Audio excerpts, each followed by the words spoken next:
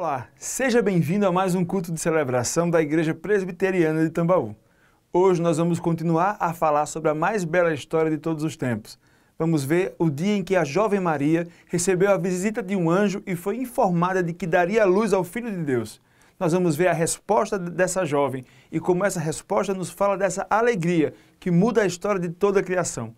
Que Deus fale profundamente com você através dessa mensagem. Queridos, em pleno século XXI não é muito fácil nós falarmos sobre o Natal.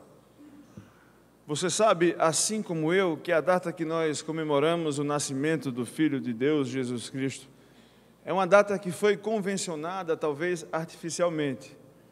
Não por isso ela é menos importante ao nos lembrar que o próprio Deus enviou o seu Filho para morrer em favor de nós. Que o próprio Deus viveu como homem, como eu e como você, para pagar o preço do nosso pecado e satisfazer a sua própria justiça.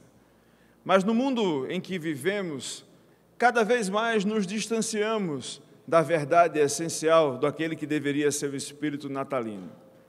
Talvez, na verdade, você já deve ter ouvido essa mesma lamúria ou exortação nos tantos anos em que você frequenta uma igreja ou em tantas conversas que talvez você já teve em família ou com amigos sobre o verdadeiro sentido desse Natal.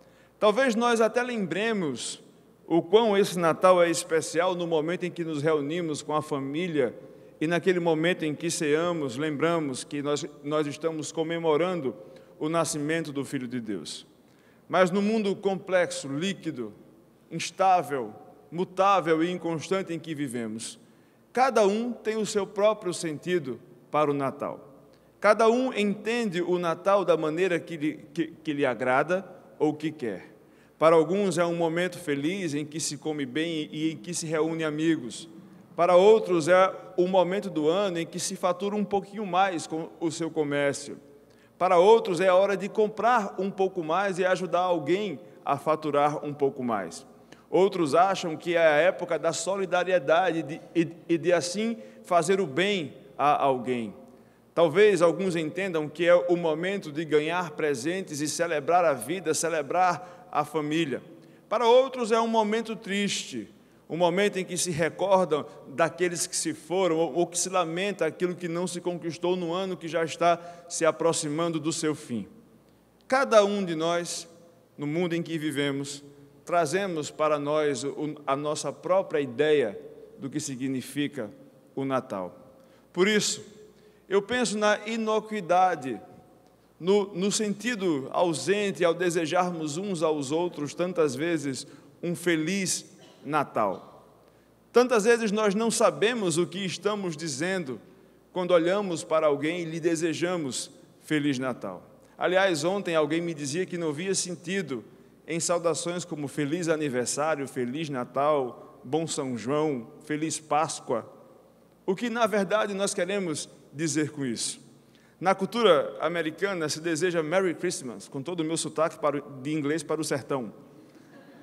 Mas é interessante quando você estuda a origem do termo Merry, ele tem um pouquinho mais de significado do que somente o nosso Feliz Natal. Ele traz tanto a ideia da felicidade da criança, aquela felicidade estridente da criança que pula, que dá saltinhos de alegria, mas ele também traz a ideia do júbilo maduro, aquele júbilo da pessoa adulta, aquela alegria mais instável e mais profunda, com mais motivos do que somente aquela alegria passageira. A verdade é que no mundo em que o Natal pode se atribuir ao Natal tantos sentidos, nós olhamos para essa história e olhamos para a mais bela história de alegria. Por isso que sim, é oportuno desejarmos uns aos outros um Feliz Natal. E para que nós possamos entender por que este momento é um momento de alegria, porque é tão importante vivermos natais felizes, eu vou convidar você a olhar comigo para as Escrituras e ver o primeiro Natal feliz que Deus nos deu. Por favor, abra sua Bíblia no Evangelho de Lucas, no capítulo 1, a partir do versículo 46.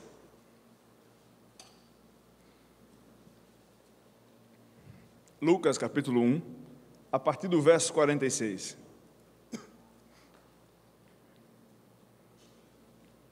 Diz assim a palavra de Deus: Então disse Maria: A minha alma engrandece ao Senhor, e o meu espírito se alegrou em Deus, meu Salvador, porque contemplou na humildade da sua serva. Pois, desde agora, todas as gerações me considerarão bem-aventurada, porque o poderoso me fez grandes coisas, santo é o seu nome. A sua misericórdia vai de geração em geração sobre os que o temem. Agiu com o seu braço valorosamente, dispersou os que no coração alimentavam pensamentos soberbos, derribou do seu trono os poderosos e exaltou os humildes, encheu de bens os famintos e despediu vazios os ricos, amparou a Israel, seu servo, a fim de se lembrar da sua misericórdia, a favor de Abraão e da sua descendência para sempre, como prometera aos nossos pais. Oremos. Pai, nós te louvamos pela tua palavra. Te louvamos pelo privilégio de estarmos aqui nesta noite, prontos para ouvir a tua voz. Te rogamos que o teu Santo Espírito nos prepare para ouvir aquilo que o Senhor tem para nós hoje. Que o teu nome seja glorificado através da exposição da tua palavra. É assim que nós te oramos em nome de Jesus. Amém. Acabamos de ler aquilo que ficou conhecido como Magnificat. O cântico da Virgem Maria, ao reconhecer que estava gerando aquele que seria o Filho de Deus, o Messias esperado, o Cristo. Se nós olharmos para os evangelhos, nós vamos ver que apenas Mateus e Lucas nos trazem detalhes mais minuciosos sobre o nascimento do menino Jesus. Enquanto Mateus nos apresenta a história do Filho de Deus encarnado como rei, aquele que era o rei esperado por Israel, Lucas nos apresenta um Jesus extremamente humano. Ele nos mostra, e eu sempre digo isso quando eu tenho a oportunidade de expor algum texto do Evangelho de Lucas, Lucas nos expõe a graça e o amor de Deus através dos seus encontros com as pessoas. Quando nós olhamos para o começo desse livro, nós estamos olhando o grande encontro fundamental para a história humana, o dia em que Deus encontra com o homem em forma humana. E os primeiros versos do Evangelho de Lucas são dedicados justamente a este propósito, a nos apresentar qual era o mundo e como foi que aconteceu esse momento em que Deus encarna na forma de uma criança e passa a viver entre os homens, e como isto foi de fundamental impacto naquele mundo e como as suas consequências chegam até os nossos dias. É este encontro primeiro, é este encontro principal que permite que os outros encontros que o próprio Lucas vai nos apresentar sejam tão transformadores e tão arrebatadores. É esse momento de graça máxima, de amor máximo, que capacita o próprio autor a nos demonstrar como Deus é amoroso e gracioso com as pessoas nos outros encontros que ele vai nos contar, em que o próprio Cristo é o protagonista e transforma a vida dessas pessoas. Quando nós olhamos para essa história, nós olhamos para um mundo que estava há 400 anos em silêncio da parte de Deus. Um mundo que há 400 anos não via grandes manifestações de Deus, grandes promessas de Deus sendo reforçadas, pessoas, homens e mulheres que aguardavam ansiosamente o dia em que Deus iria enviar o seu Cristo, o seu Messias, aquele que libertaria a Israel do jugo opressor, esperavam eles, de outros reinos. Porém, há 400 anos nada acontecia. Eram 400 anos em que aquele remanescente fiel que sempre existiu, pessoas que sempre temeram a Deus, mesmo quando tudo era adversidade, mesmo quando tudo ia contra os seus propósitos e a sua fé inabalável, essas pessoas, mesmo dentro de tanto silêncio, continuavam firmes no propósito de esperar esse que seria o Filho de Deus, o Messias tão aguardado. E foram 400 anos de angústia, 400 anos de sofrimento e de tristeza. E quando nós olhamos para essa história que nos é contada no Evangelho, é esse ambiente de tristeza soturna e pesada, espiritualmente falando, que nós encontramos. Encontramos um povo que não tinha mais o prazer em cultuar o seu Deus. Um povo que ia para o templo somente de forma religiosa, cumprir uma tarefa semanal. Um povo que havia transformado o templo numa grande feira livre, numa oportunidade de negócio. Um povo que talvez já estava cansado de esperar, ou nem lembrava mais que esperava alguma coisa. É nesse momento que Deus começa a se mover e coisas extraordinárias começam a acontecer. É nesse momento que Deus envia um anjo chamado Gabriel, que aparece a uma virgem chamada Maria, uma dessas pessoas que fazia parte do remanescente fiel. Uma dessas mulheres que mesmo dentro de 400 anos de silêncio, não havia desistido de servir a esse Deus vivo. Uma mulher que apesar da secularização e da maneira como as pessoas que faziam parte do seu povo lidavam com Deus de maneira apática e fria, uma mulher que mesmo assim preservou o seu fervor no amor a Deus e a sua própria piedade. E Deus envia então o anjo Gabriel a esta Virgem Maria e diz: olha Maria, você vai dar à luz a um filho, você vai engravidar. Só tinha um pequeno detalhe: Maria estava apenas desposada com José, era uma espécie de noivado um pouco mais sério. Inclusive, caso fosse desfeito, era como se estabelecesse um processo de divórcio. Então seria o escândalo dos escândalos, Maria, sendo virgem e ainda não casada de verdade com José, aparecer grávida. Seria impossível e escandaloso.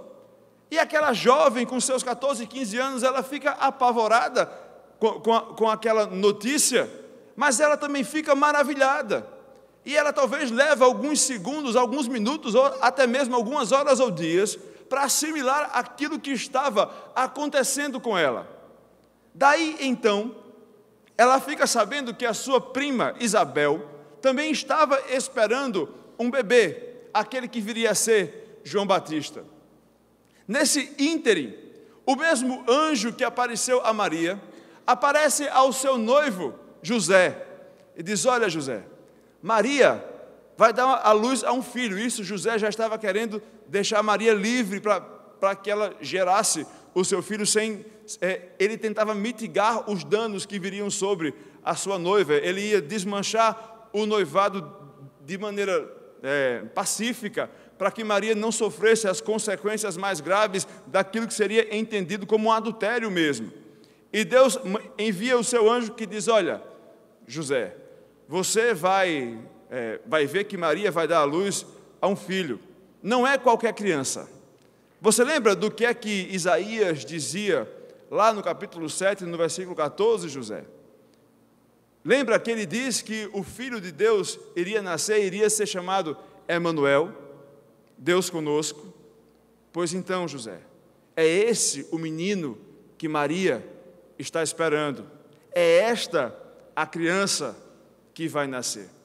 Talvez nós não consigamos voltar no tempo o suficiente e entender como esse homem e essa mulher lidaram com essa notícia. Lembre que eram 400 anos em que não se ouvia nada a respeito disso. 400 anos de espera, de angústia, de frieza espiritual. E agora vem um próprio anjo de Deus e diz: olha, vocês terão uma criança para cuidar, você, Maria, vai gerar, José, você vai cuidar, e essa criança é o Emanuel. Essa criança é o Deus com vocês. Não é uma criança qualquer. Ela é a criança que vocês tanto esperavam há tanto tempo. É aqui que essa história começa a se tornar a história mais alegre, que traz mais alegria em toda a história. É aqui que essa história começa a se tornar especial.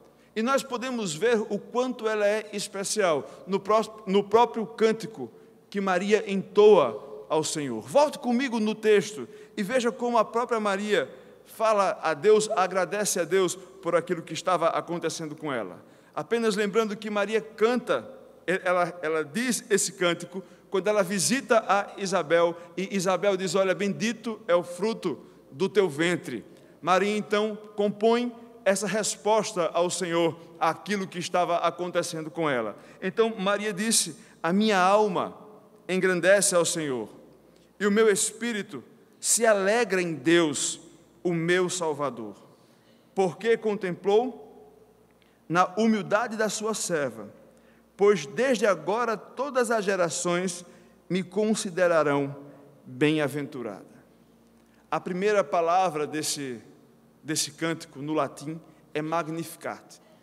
Por isso que essa canção é conhecida no nosso mundo ocidental como Magnificar.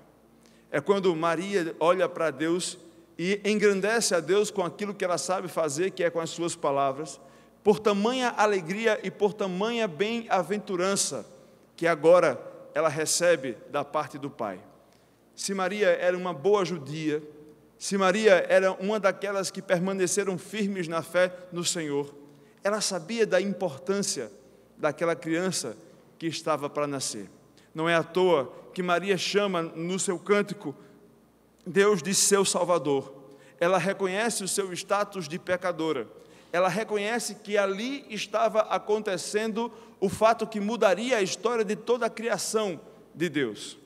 Ela reconhece que Deus é o seu Salvador e que ela seria chamada bem-aventurada de agora por diante. E que agora ela tinha motivos verdadeiros para ser essa mulher tão bem-aventurada. Ela reconhece o seu estado de pecado e ela reconhece que esse gesto de Deus tiraria não somente o seu pecado, mas o pecado de todo mundo, de todo aquele que se aproximasse desse menino que ela estava agora gerando. Maria entendia que ao ser anunciado para ela que ela geraria o Filho de Deus, ela estaria gerando o Emanuel, anunciado por Isaías no capítulo 7, no versículo 14. Ela estava trazendo alegria aos homens, como diz o famoso cântico de Sebastião Bach. Ela estava ali trazendo um motivo para que a vida valesse a pena, não somente para ela, mas para toda a humanidade. Ela sabia que ali estava o Deus conosco. Talvez nós não tenhamos a dimensão de quão é especial e de quão transformador deveria ser o fato de que Deus se fez um como nós, de que Deus se fez Emanuel, de que Deus encarnou em forma de homem.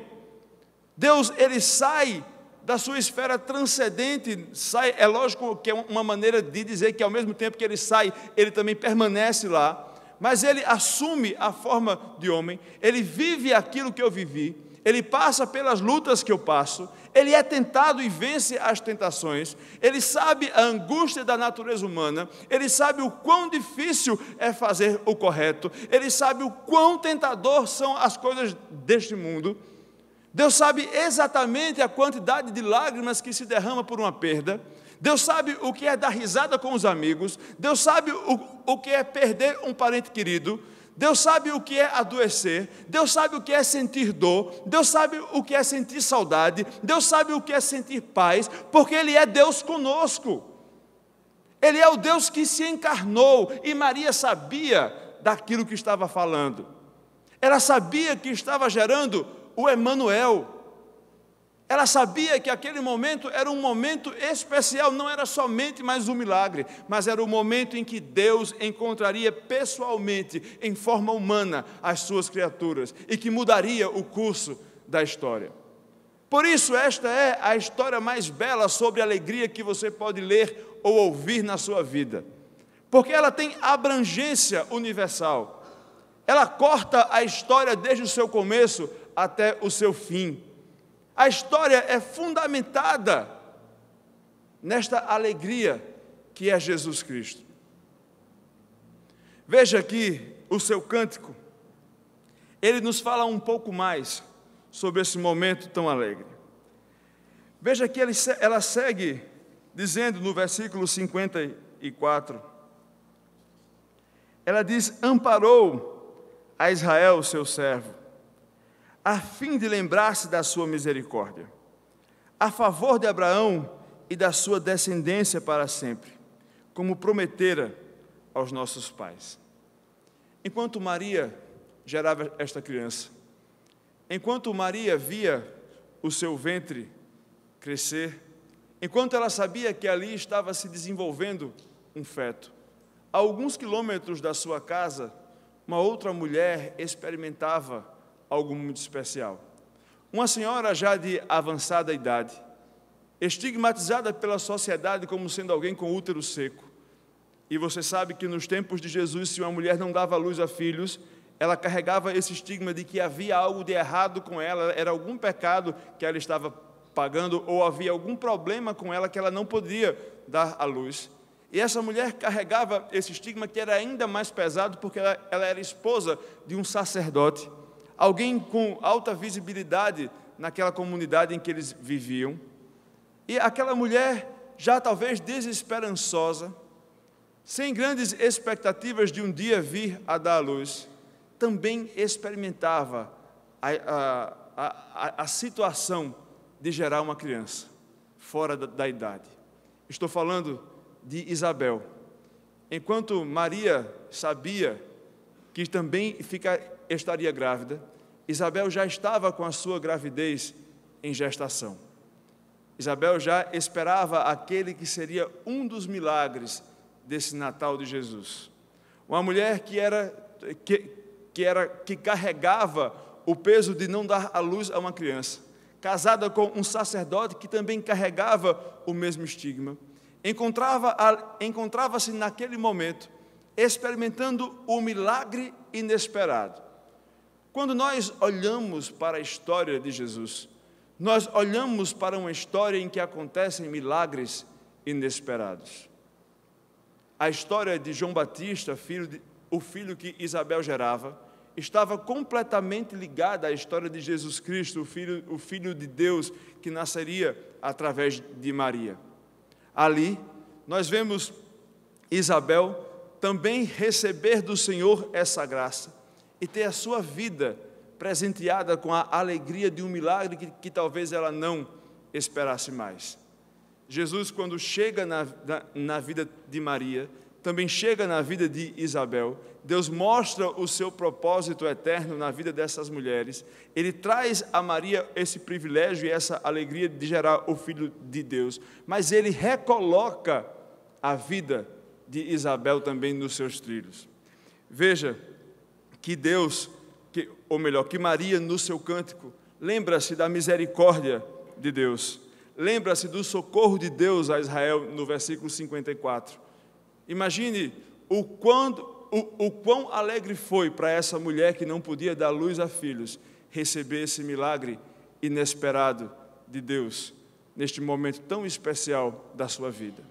Ao mesmo tempo em que ela gerava esse filho, ela tinha ao seu lado um marido que estava sem poder falar, que não podia dizer uma palavra sequer, porque há alguns meses ele foi avisado também pelo Senhor, que seria pai através da sua esposa já idosa, fora do tempo de ser pai. E ele duvidou e Deus permitiu que ele não pudesse falar, até que a criança nascesse. E Zacarias acompanhava aquela gestação também maravilhado, com a bênção dobrada de fazer parte dessa história de redenção, porque ele sabia que o filho dele anunciaria aquele que seria o Cristo. E ele experimenta maravilhado, apesar de não poder falar, a experiência de olhar aquela criança ser gerada e esperar o Messias chegar e saber que fazia parte dessa história tão especial. No dia em que Jesus vem ao mundo, num lugar um pouco mais distante, num campo, talvez num pasto verdejante, no meio do odor das ovelhas, pisando nas suas fezes, ou debaixo de um frio de uma noite fria, um grupo de pastores que ali trabalhavam, também recebem uma visita especial. Eis que aparece no céu um coro de anjos, anunciando paz na terra entre os homens, anunciando que aquele que era tão esperado por Israel estaria chegando. Lembre que os pastores eram uma espécie de escória da sociedade. Se você abrisse um tribunal, o testemunho de um pastor de ovelhas não valia de nada.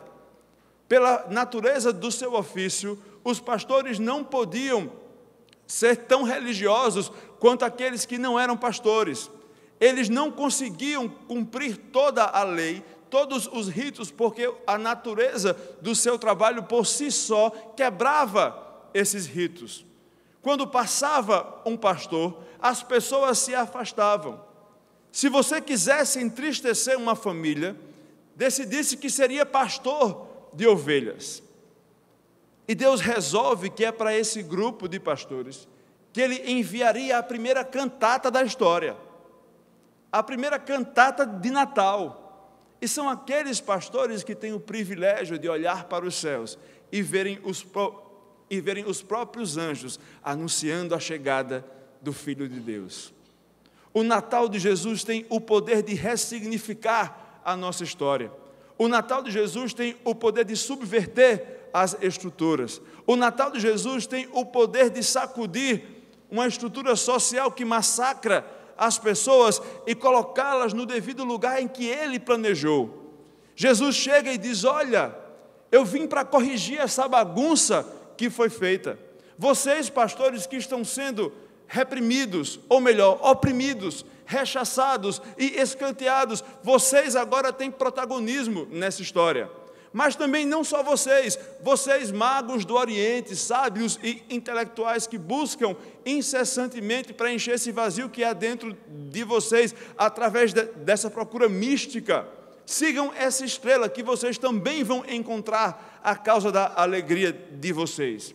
Ao mesmo tempo que Deus dá, através de Cristo, um novo sentido à vida daqueles pastores de ovelhas, escória da sociedade, Deus também estende o seu braço de graça e amor para aqueles magos do Oriente, que não eram escória, pelo contrário, eram até pessoas procuradas pelos reis para dar instruções e conselhos, e diz: olha, tanto a sua vida quanto a sua vida são tão importantes para Deus quanto todas as outras vidas da humanidade. O Natal de Jesus é o momento mais alegre da história, porque nós vemos Deus não somente fazendo milagres sobrenaturais ou extraordinários ao permitir que idosas e virgens engravidem, mas é o momento em que Ele dá dignidade ao ser humano, é o momento em que Ele encarna e diz: olha, todas as vidas valem a pena, todas as vidas têm sentido. Sabe, todas as tristezas que todas as pessoas do mundo vivem e experimentam, elas podem encontrar abrigo, amparo, acolhimento e um abraço na pessoa de Jesus Cristo. Esse gesto de amor de Deus é a causa última da verdadeira alegria. Ao mesmo tempo em que esses pastores celebravam o nascimento de Jesus e saem ali do seu campo de trabalho, vão até a manjedoura e também têm ali a oportunidade já de prestar o seu louvor e a sua adoração ao menino Jesus. Em outro lugar no templo, um homem também já de certa idade esperava ardentemente o dia em que Deus enviaria o seu filho, o seu Cristo. Estou falando de Simeão, um homem que aguardava e anelava o dia em que Jesus chegaria. Eu imagino que todos os dias ele orava: Senhor, está perto, Senhor, já chegou, cadê, Senhor, que não chegou ainda? E se tinha alguém que anelava este dia, que tinha certeza que esse dia chegaria, essa pessoa era Simeão. E se você continua lendo essa história no capítulo 2, você vai ver um outro cântico, quando Simeão diz: agora, Senhor, eu posso ver a tua salvação, então agora o Senhor pode me levar, porque eu esperei a ponto que o Senhor veio e atendeu a minha prece. O Natal de Jesus também é para aqueles que esperam em Deus. Ele é o momento máximo da alegria humana, porque aqueles que esperam em Deus encontram no milagre do Natal a resposta das suas orações, a resposta das suas angústias. Lembrando sempre que quando nós falamos o milagre do Natal, estamos falando da pessoa de Jesus Cristo. Da mesma forma que Simeão encontrou em Jesus o cumprimento de todas as suas expectativas e de todos os seus anseios, da mesma forma que os pastores encontraram em Jesus toda uma ressignificação de vida, Nós podemos experimentar a mesma coisa nesse Jesus que já veio. Por isso, esse Natal, uma data como esta, não deveria somente ser um dia de troca de presentes. Esse dia nos lembra que aquilo que a humanidade esperou através de tanto tempo e em toda a história, esse dia já veio e esse dia já se cumpriu. Quando nós olhamos para o cântico de Simeão, quando ele diz, por favor, abra sua Bíblia, lá no capítulo 2 do Evangelho de Lucas, quando Simeão pega Jesus nos braços, no versículo 28, e no versículo 29 ele diz, agora, Senhor, podes despedir em paz o teu servo, segundo a tua palavra, porque os meus olhos já viram a tua salvação. Quando nós encontramos Jesus, nós estamos tão aptos quanto Simeão a fazer a mesma oração. Pai, eu já encontrei a minha alegria. Pai, eu já encontrei aquilo que eu esperava. Pai, o que eu tenho agora me basta. Se for o caso de me despedir, faça, porque agora eu já estou no lucro. Agora eu encontrei o motivo da minha existência. Para Simeão era muito mais difícil. Ele não sabia quando esse dia chegaria. Para nós, em 2015, nós sabemos que há aproximadamente 2015 anos atrás, esse dia já aconteceu. Podemos orar e dizer, Pai, estamos plenamente satisfeitos e alegres, porque a nossa esperança chegou. O milagre principal que esperávamos foi realizado. Ao mesmo tempo, um pouco ali, pertinho de Simeão, uma velhinha de seus 84 anos, com o rosto marcado pelas dores da vida, o corpo já sensível às ações do tempo, todos os dias acordava cedo, fazia suas orações, fazia os seus jejuns, e as suas orações eram sempre também na expectativa desse menino que iria nascer. Estou falando da profetisa Ana, que também tem a sua história contada um pouquinho depois da de Simeão. É a única citação a Ana em toda a Bíblia. E se você olhar, você vê que Lucas diz que ela orava noite e dia, mas quando ela soube que Jesus nasceu, ela deu graças a Deus, porque chegou a redenção de Jerusalém. Quando olhamos para o Natal de Jesus, quando olhamos para o nascimento de Jesus, precisamos entender que estamos diante da nossa redenção. Estamos diante da nossa certeza de uma eternidade diante do Pai. Estamos diante da certeza de que a vida não acabando naquilo que vemos e tocamos, temos a segurança de uma eternidade diante da glória de Deus. Por isso que Jesus é a redenção de Jerusalém.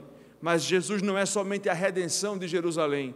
Jesus é a minha redenção, Jesus é a sua redenção, Jesus é a redenção de toda a sua criação.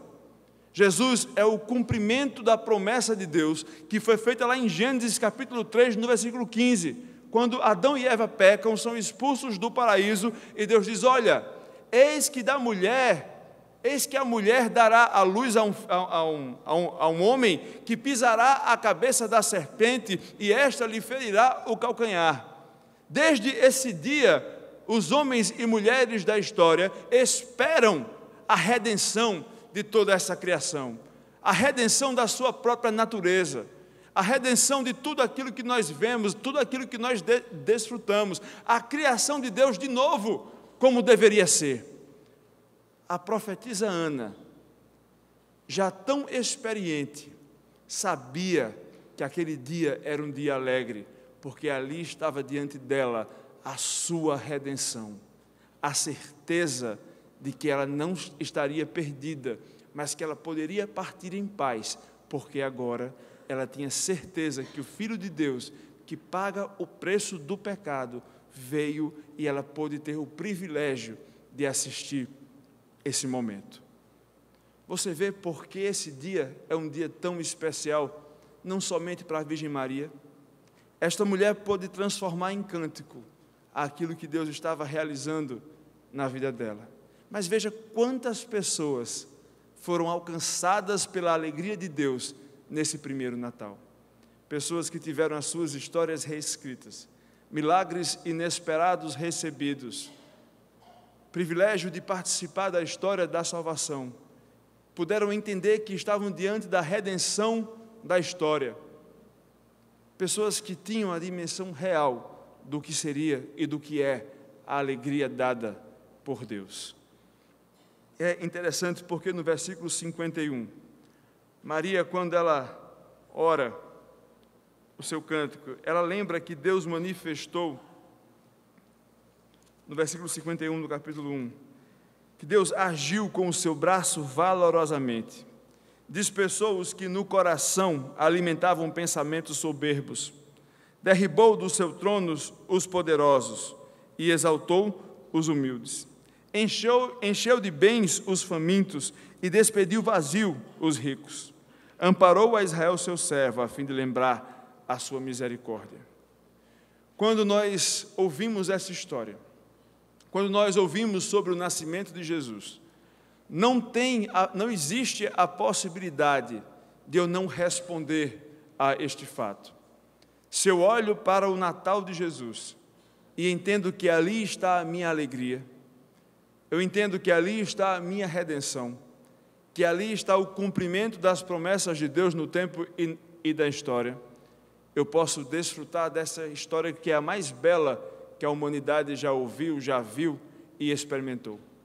Mas quando eu olho para essa história, quando eu olho para esse Natal, e a minha resposta a este Natal e essa história, ela é indiferente, ela é apática, ela é uma reação de oposição.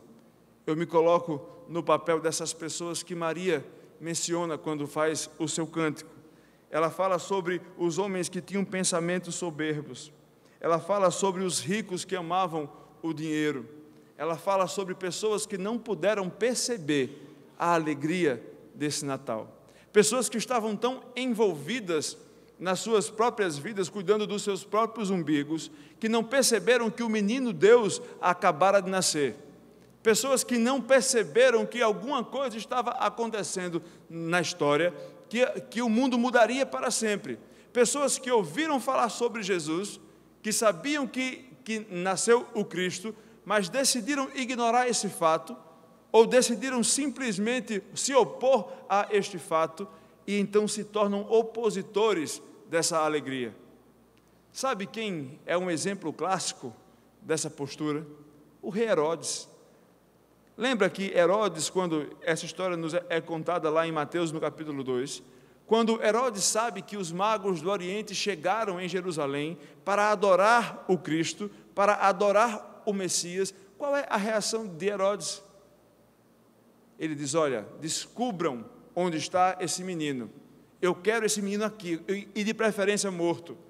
Quando ele descobre que os magos passaram um pitu nele, lhe despistaram e foram por outro lado, ele fica tão irado que ele diz: olha, eu quero que mate todas as crianças, todos os meninos da cidade, eu quero que mate.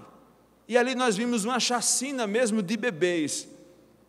Este homem foi o idumeu mais perverso de toda a história. Um homem que teve a coragem de matar a própria esposa por ciúmes, mandou matar 2 filhos por medo de conspiração, e que viveu até os 70 anos numa trajetória de sangue, guerra e opressão.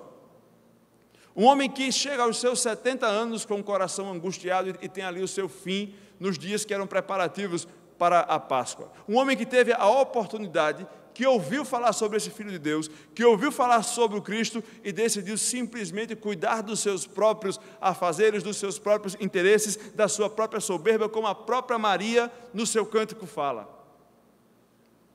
Um homem que se opõe a essa graça oferecida por Deus. Não pense que nós todos estamos livres de tal tentação. Todos os dias nós somos tentados a ignorar a alegria do Natal de Jesus Cristo e a abraçar os interesses, atividades e prazeres deste mundo que nos cerca.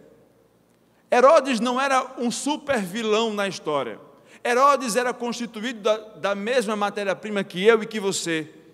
Nós somos feitos da mesma coisa, com as mesmas inclinações pecaminosas. Estamos suscetíveis às mesmas práticas. Se nós ignorarmos a alegria desse Natal, se nós ignorarmos a importância deste momento no tempo e na história, estaremos caminhando pelo mesmo caminho que Herodes caminhou. Se nós abraçarmos outras alegrias que não esta, se nós acharmos que o riso solto e o prazer momentâneo substitui essa alegria eterna, profunda, jubilosa, que é o fato de Jesus Cristo ter nascido, nós podemos acabar os nossos dias infelizes, agarrados com a tristeza, como esse homem tão rico, tão poderoso e tão perverso terminou os seus dias. Vemos numa galeria de personagens em 3 capítulos, tantas pessoas que puderam perceber que aquela criança era especial, que aquela alegria era especial, mas também podemos ver aquela pessoa que virou o rosto para essa alegria e que preferiu cuidar das coisas deste mundo. Estamos diante das mesmas tentações todos os dias. Por isso que é tão importante quando chega nessa época do ano, e não deveria ser somente nessa época do ano, mas seria fundamental nós, como filhos de Deus e filhas de Deus, aqueles que se dizem cristãos, imitadores de Cristo, relembrarmos o real significado das nossas vidas. Não somente o sentido do Natal, não somente o sentido do final de ano, mas lembrar que esse Natal, o nascimento de Jesus Cristo, ele é o simples fato de nós existirmos, ele é a causa última de todos os dias nós acordarmos. Ele é aquilo que deveria nos dar a esperança todos os dias de continuar lutando, ou como diria Dory em Procurando Nemo, continuando a nadar. Se nós lembrássemos disso, nós viveríamos completamente diferente de como vivemos.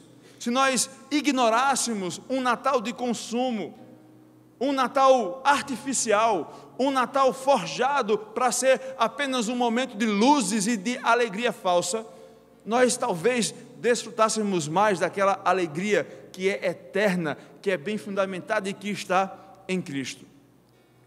Eu já estou concluindo, e ontem eu pude ouvir uma história de um homem que contava para um conterrâneo seu, os dois eram de Itabaiana, e eles estavam conversando sobre a sua infância, e um deles dizia assim: olha, você lembra que quando nós éramos meninotes, lá em Itabaiana tinha 2 barbearias, uma era bem baratinha, eu só podia cortar nessa porque eu era um menino muito pobre, e eu só podia ir nessa bem baratinha, mas na frente, e era a baratinha, eu lembro quem era o dono, era Chichico, mas a outra eu não lembrei, mas ele diz, olha, e na frente da barbearia de Chichico, tinha uma outra barbearia, mas lá eu ficava olhando de fora assim, e eu ficava embevecido, porque eram prateleiras, tinham muitas prateleiras com souvenirs, com bibelôs, tinham muitos pôsteres de cinema, as pessoas que entravam lá, você viu que eram pessoas diferenciadas, e o próprio dono do salão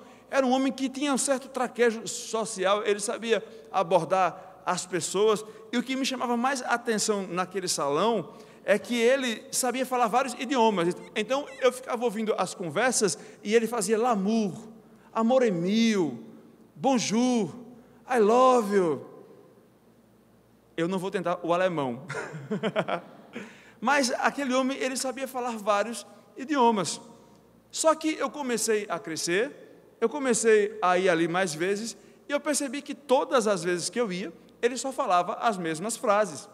O repertório dele sobre esses outros idiomas, ele, ao invés do que eu pensei em ser um poliglota, ele, na verdade, ele sabia poucas frases de cada idioma daquele, e ele só fazia repetir.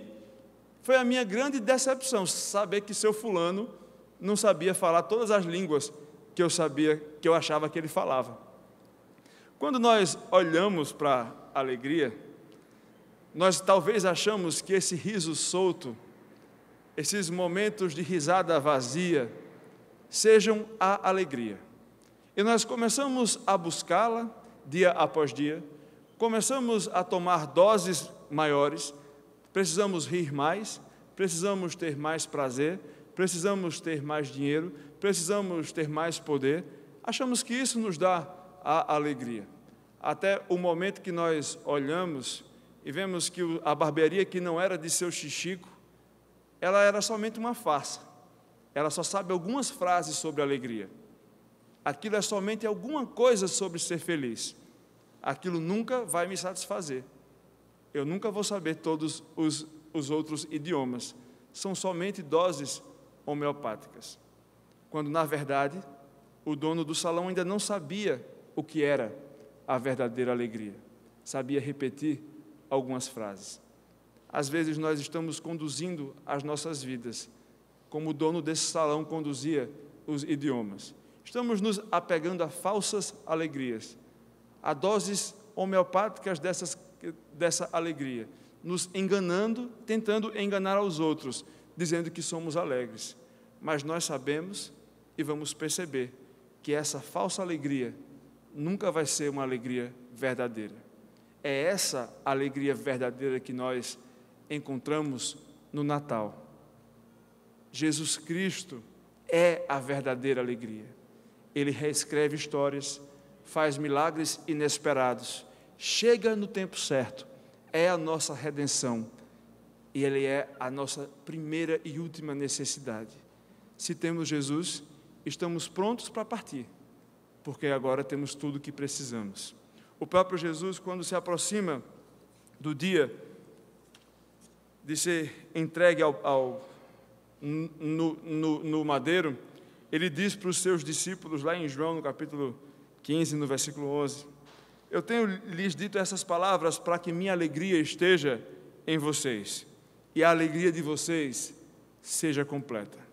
Que a nossa alegria seja completa em Cristo, apesar das tristezas, aflições e angústias da vida, mas que ela seja uma verdadeira alegria que dá significado à nossa vida. Eu peço que você feche seus olhos, curva sua cabeça, que nós possamos, neste domingo de dezembro, responder ao Senhor aquilo que está no nosso coração, ao entendermos que Ele deveria ser a causa última de todas as coisas, que Ele deveria ser a nossa verdadeira alegria, aquilo que nós corremos atrás. Que a gente possa dedicar a Deus, não somente este Natal, mas a nossa vida por causa do Natal. Possamos pedir a Deus que experimentemos essa alegria verdadeira e perene nas nossas vidas.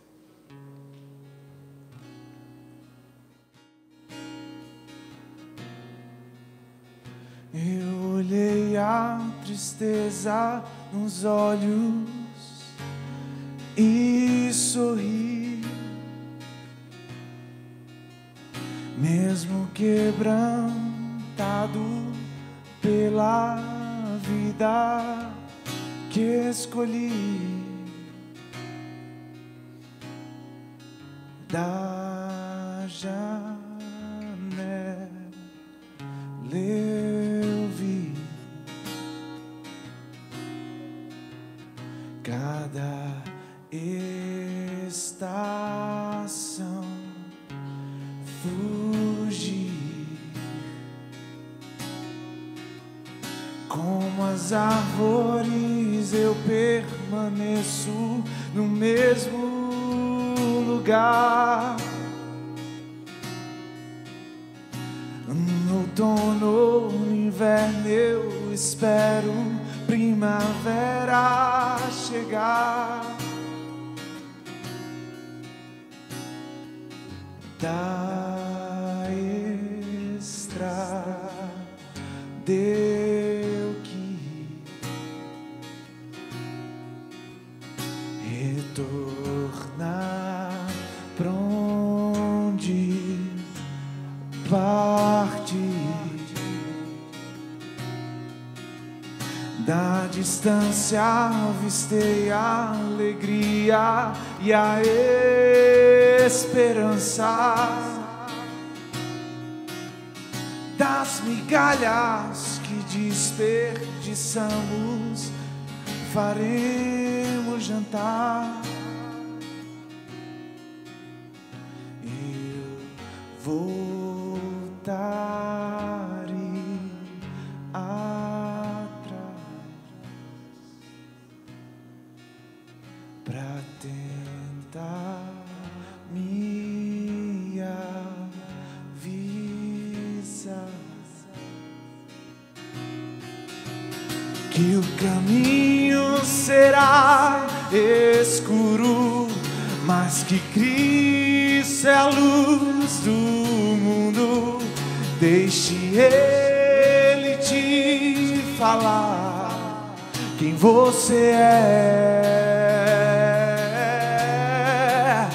que a palavra te desfaça, que te afogue em sua graça.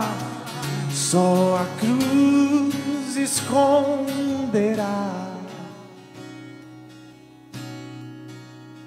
quem você não é. Eu olhei a tristeza nos olhos e sorri.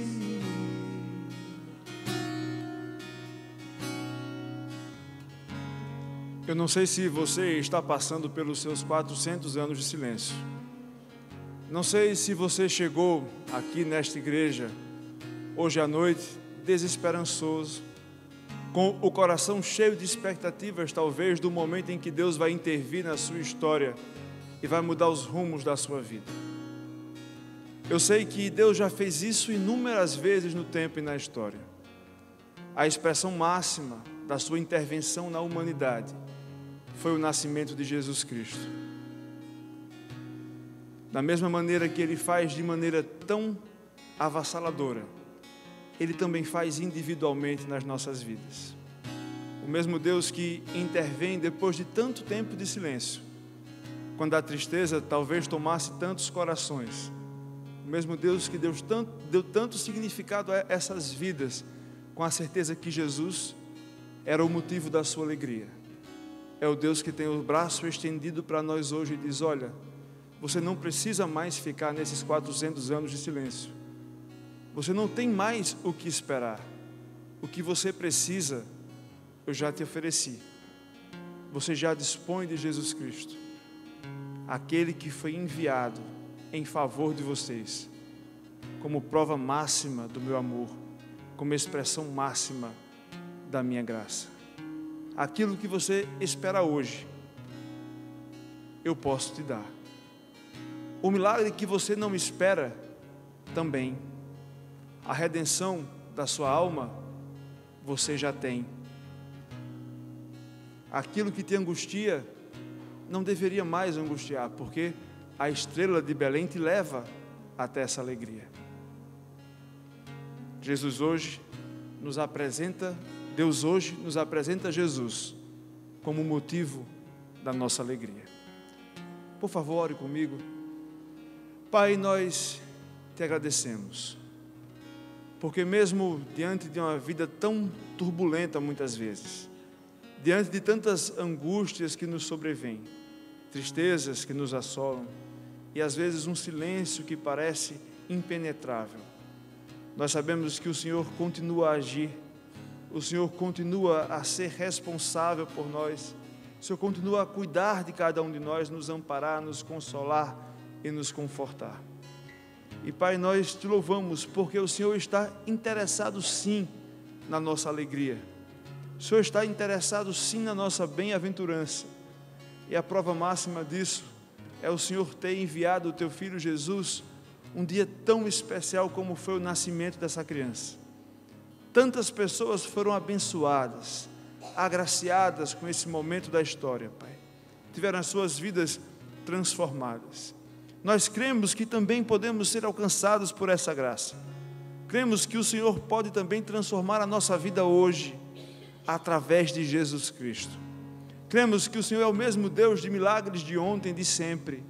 Cremos que o Senhor continuará cuidando de cada um de nós por causa dessa alegria. Nos ajude, Pai, ao estar diante dessas tentações da vida, saber dizer não àquilo que são falsas alegrias, aquilo que é perfumaria, aquilo que não é realmente importante. E que neste momento em que nós celebramos, oficialmente pelo menos, o nascimento de Jesus Cristo, nós possamos refletir e vivenciar esta verdadeira alegria, independente das circunstâncias. Nos ajude a desfrutar do Teu Natal, Pai, não do Natal que nos é vendido. É assim que nós te oramos como igreja, no nome do Teu Filho Jesus Cristo. Amém. Deus nos abençoe. Nossos votos são que este Natal seja um Natal especial para você, que você possa descobrir essa alegria que somente Jesus pode dar, que seja muito mais do que consumo e confraternização, mas que seja essa transformação de vida que Deus opera através dessa alegria de Cristo. Fica aqui o nosso convite para que você nos faça uma visita pessoalmente aqui no nosso endereço que aparece embaixo da sua tela. Você pode saber um pouco mais sobre nós no nosso site ou nas nossas páginas nas redes sociais. Você vai ser bem-vindo e será recebido com corações amigos e braços abertos.